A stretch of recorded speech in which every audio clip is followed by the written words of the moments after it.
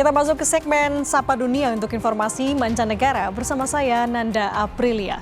Informasi pertama saudara, sejumlah penduduk di kamp pengungsi Jabalia di Gaza Utara memanfaatkan jeda pertempuran antara Israel dan Hamas untuk mengamati sisa-sisa rumah mereka. Di Jabalia yang telah menyaksikan beberapa pengeboman paling dahsyat oleh Israel selama 15 bulan terakhir ini, warga Palestina sedang menghadapi pemandangan kehancuran yang mengerikan. Pengeboman Israel dan operasi darat di jalur Gaza telah mengubah seluruh lingkungan di beberapa kota menjadi tanah terlantar yang dipenuhi puing-puing. Melihat kehancuran ini, saudara, banyak kalangan menyebut diperlukan waktu puluhan tahun bahkan lebih untuk membangun kembali jalur Gaza Palestina.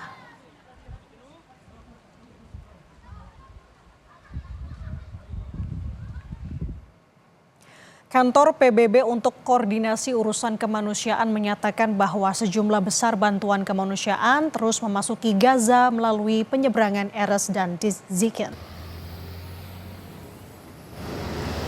Pengiriman bantuan dan pekerja kemanusiaan kini telah menjangkau daerah-daerah yang sebelumnya sulit diakses.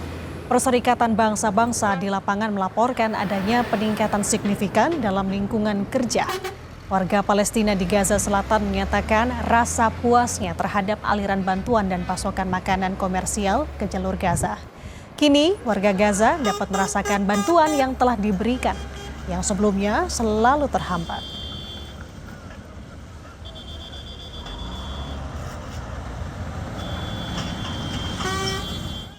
Saudara, musim dingin memperparah kesulitan warga Palestina yang masih bertahan hidup di tenda-tenda pengungsian di jalur Gaza. Mereka belum bisa kembali ke rumah karena permukiman, fasilitas umum, dan infrastruktur lainnya rusak parah dan nyaris rata dengan tanah.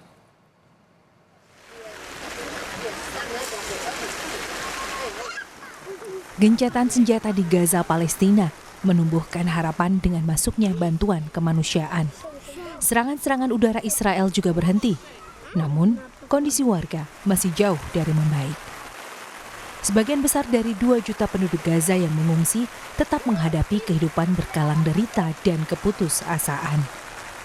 Musim dingin memperburuk keadaan mereka yang sudah berjuang bertahan hidup di tenda-tenda sederhana dan tempat penampungan yang terbatas. Hujan lebat membanjiri tenda-tenda, membuat pengungsi menggigil kedinginan. Di salah satu kamp pengungsian di Deir al-Balah, hujan deras merendam tenda-tenda rapuh. Air berlumpur menggenang dan membuat kumuh. Anak-anak banyak yang tidak mengenakan alas kaki berlalu-lalang di lumpur tebal. Suara batuk terdengar hampir dari semua sudut. Kesehatan menjadi kekhawatiran utama dengan penyakit yang mengintai di tengah lingkungan tinggal yang buruk. Warga memasang karung-karung pasir untuk menahan agar tenda tidak kemasukan air. بنعاني أول عانينا من الحرب، ثاني إشي عانينا كمان من الهدنة، غلوا الطحين، غلوا الأكل، ما فيش خضرة ولا في أسعار، بتروح تشتري كيلو البندرة بقول لك 13 شيكل، بتروح تشتري كيلو البطاطا 13 شيكل، وأنا بالذات أنا جوزي عيان وعندي أولاد 10 تنفار، لا أنا قادر أطعمهم ولا قادر أسقيهم ولا أنا قادر أجيب لهم أي إشي على الإشي هيك، وحتى لو أنا كمان رحت على الشمال معيش أجيب لهم كمان. Keputusasaan warga Gaza adalah gambaran nyata dari dampak perang.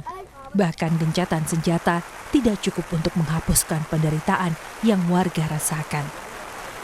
Meski keadaan semakin memprihatinkan, banyak pengungsi yang merasa tidak punya pilihan selain bertahan di pengungsian yang kondisinya buruk. Gencatan senjata memberi kesempatan bagi para pengungsi untuk kembali ke rumah mereka.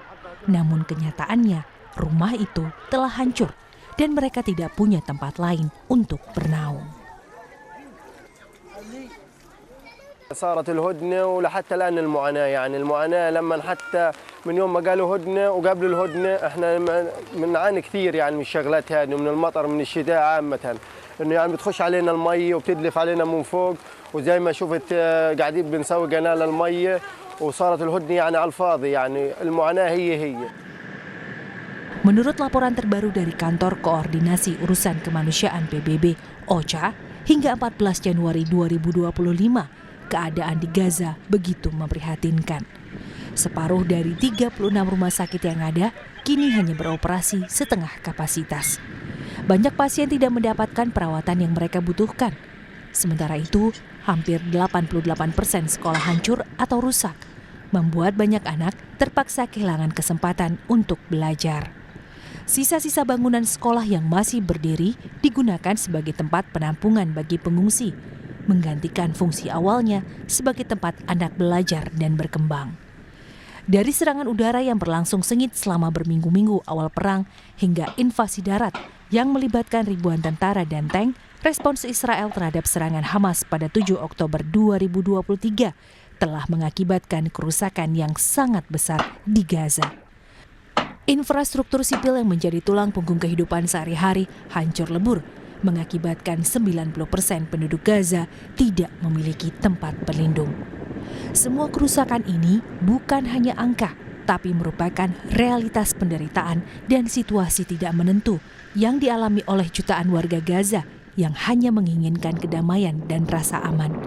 Butuh waktu panjang bagi Gaza untuk kembali pulih.